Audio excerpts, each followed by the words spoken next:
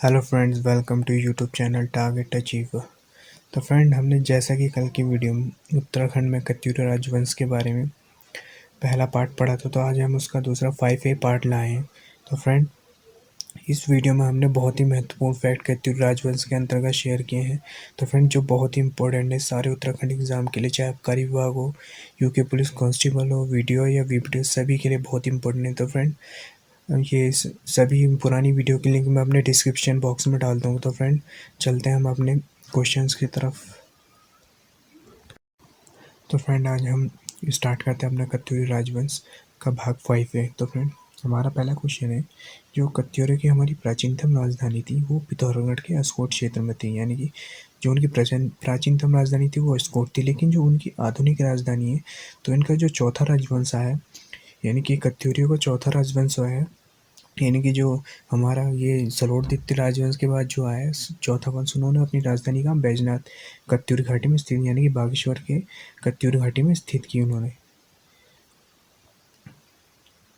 Next point है कि slut का वंश है, सलोट का वंश जो है हमारा, उसमें है कि जो सलोट के वंश की विशेषतम जानकारी हमें कहाँ से मिली है, तालेश्वर एवं पांडुकेश्वर ताम्रपत्र लेगोसन राज नंबर वंश के जो हमारे तालेश्वर और पांडुकेश्वर ताम्रपत्र जो मिले थे, वहाँ से हमें सलोट वंश के बारे में इसका ज्ञात होता है। यानी कि सलोट वंश के शासन का हमें उत्तराखंड क्षेत्र में ज्ञात हुआ कि तालेश्वर पांडुकेश्वर ताम्रपत्र जो है, और इनके सलोट के राजवंश के बारे में हमें जानकारी प्राप्त कराते हैं।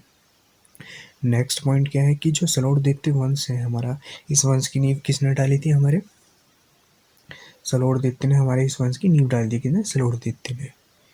नेक्स्ट पॉइंट पे आते हैं कि सलोट के पुत्र पद्मदेव के ताम्रपत्र के अनुसार जो इच्छर देव ने इसके बाद शासन संभाले। कि जो सरदेव के पुत्र का जो पद्मदेव का जो ताम्रपत्र मिला है, उसके अनुसार ये है कि ये पता चला है कि इच्छर देव ने इसके बाद शासन, यानी सलोट के बाद किसने, इच्छर देव ने शासन संभाला, और यह एक ब्राह्मण शासक कहा गया है। यानी कि जो ताम्रपत्र में इच्छर देव के लिए क्या लिखा गया है, यह एक ब्राह्मण शासक था। यानी कि एक तरीके से कहा गया कि ताम्रपत्र की यह एक ब्राह्मण शासक था। इच्छर देव की रानी का नाम क्या था, सिंधु देवी था। क्या, इच्छर देवी की रानी का नाम था सिंधु देवी। नेक्स्ट पॉइंट पे चलते हैं कि इच्छर देव के पश्चात, यानी कि इच्छर देव के पश्चात उसका पुत्र देसठ देव सप्तम है। यानी कि जो इच्छर देव का पुत्र वो देसठ देव वो सप्तम है, और इसे दीन दुखियों का रक्षक एवं स्वर्ण दानदाता कहा जाता था। यानी कि यह बहुत ही दानवीर किस्म का एक राजा था, तो इसलिए इसे स्वर्ण दानदाता की संज्ञा दी गई थी। किसकी, स्वर्ण दानदाता की संज्ञा दी गई थी। नेक्स्ट पॉइंट है कि देसठ जेवता जी, तो इसको जैसा कि अभी ऊपर के हमने क्वेश्चन में पढ़ा कि इस स्वर्ण दानदाता की संज्ञा दी गई है, तो देसठ देव को जो ताम्रपत्र है वो चंपावत के इसके बालेश्वर मंदिर से मिला है, जिसमें इसके शत्रुओं के प्रयास को विफल बनाने वाला कहा गया है। नेक्स्ट पॉइंट है कि देसठ देव के पश्चात इसका उत्तराधिकारी कौन आया, पद्मदेव हुआ। यानी कि जो इसका पुत्र था पद्मदेव, वो इसका उत्तराधिकारी, यानी कि सुबह राज के ताम्रपत्र से हमें ऐसा पता चलता है कि जो इसका पुत्र था वो उसका उत्तराधिकारी हुआ, यानी कि पद्मदेव। और इसे महेश्वर एवं ब्राह्मण भक्त एवं सूर्यपाशक भी कहा गया है। नेक्स्ट पेज पे चलते हैं हम। हाँ, तो इसे सूर्य के समान प्रकाशमान और कर्ण, दधीचि एवं चंद्रगुप्त से अधिक दानदाता कहे। यानी कि इसे तरह तरह की देसठ देव का जो हमारा पद्मदेव पुत्र था उसे कई उपाधियां दी गई, कर्ण की, दधीचि की, चंद्रगुप्त से अधिक दानदाता कहा गया। बहुत तरीके की से ताम्रपत्र में जो सुभिक राज का हमारा जो ताम्रपत्र मिला है उसमें इसे यही उपाधियां दी गई हैं। किसकी, कर्ण की, दधीचि की, चंद्रगुप्त से अधिक दानदाता की। तो इसने क्या है कि बद्रीनाथ जो मंदिर है हमारा उसके लिए भी भूमि दान दी थी, इसलिए इसे अधिक दानदाता की भी संज्ञा दी गई है। किसे, पद्मदेव को।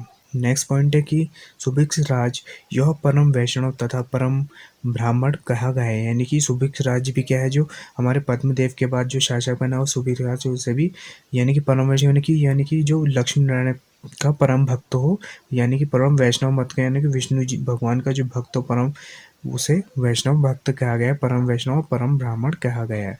तथा इसे अन्य शास्त्रों में शासन करने वाले भी शासक कहा गया है।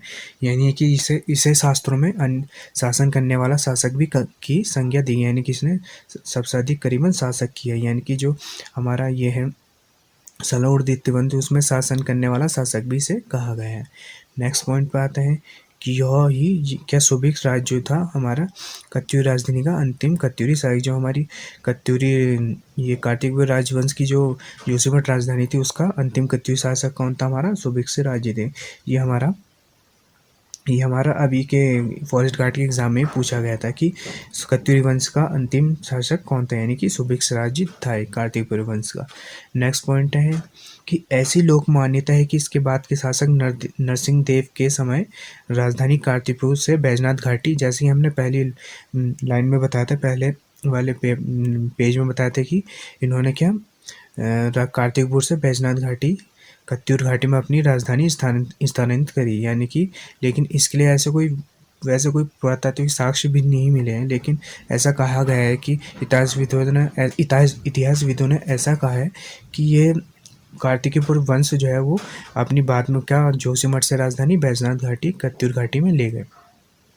नेक्स्ट पॉइंट है कि इतिहासविदों के मत के अनुसार इस प्रकार है कि जसवंत सिंह कटौच जी ने अपना तथ्य प्रस्तुत किया है कि बैजनाथ के जो कत्यूर राजवंश को कार्तिकवीर राजवंश की चौथी शाखा ही मानी गई है, यानी कि जो कार्तिकवीर राजवंश था जिसकी राजधानी कहाँ जोशीमठ थी हमारी, उसे जोशीमठ जो हमारी इनकी राजधानी थी, तो कत्यूरी जो राजवंश है वो इससे उद्भव माना जाता है, यानी कि जो कार्तिकवीर राजवंश से उद्भव किसका कत्यूर राजवंश का ही माना जाता है, इसे कोई अलग नहीं माना जाता है कि जो कार्तिकवीर राजवंश है वो क्या है हमारा कत्यूरी राजवंश की एक शाखा, यानी कि जो कत्यूरी राजवंश है वो कार्तिकवीर राजवंश की ही एक चौथी शाखा है।